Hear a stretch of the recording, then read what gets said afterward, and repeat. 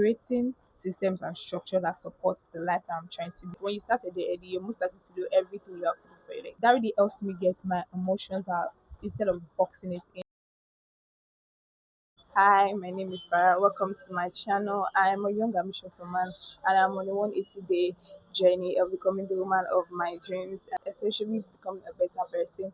And I'm taking you along through the journey. And if it essentially inspires you to become a better person, if it inspires you to take a step today towards your own life, then it is worth sharing. So stick around and stay tuned. We'll be talking about the habits that I built in the first 30 days of my 180 days of becoming that moved me closer to the woman that I am becoming. I had my goals in pillars. So under health, the habits that I built under health was one, waking up early. I feel like this one is definitely an habit that I needed to build. When you wake up early, you start a day early, you're most likely to do everything you have to do for your day. Eating 3 times a day. I am trying to gain weight and I am someone who struggles with eating. Three, sleeping 7 to 9 hours. This one is very, very important.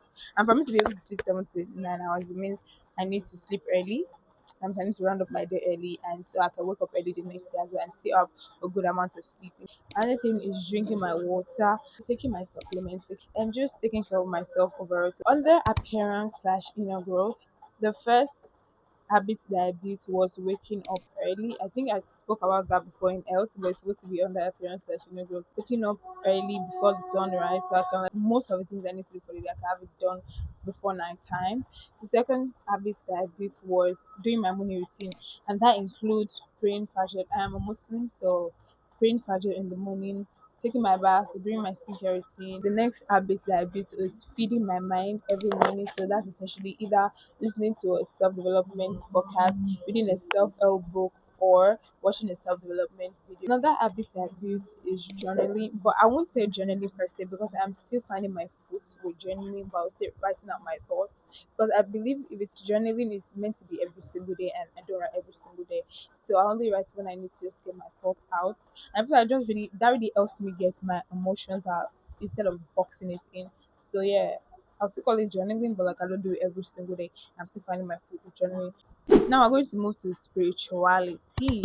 So the habits that I built under spirituality in my first 30 days was praying Fajr.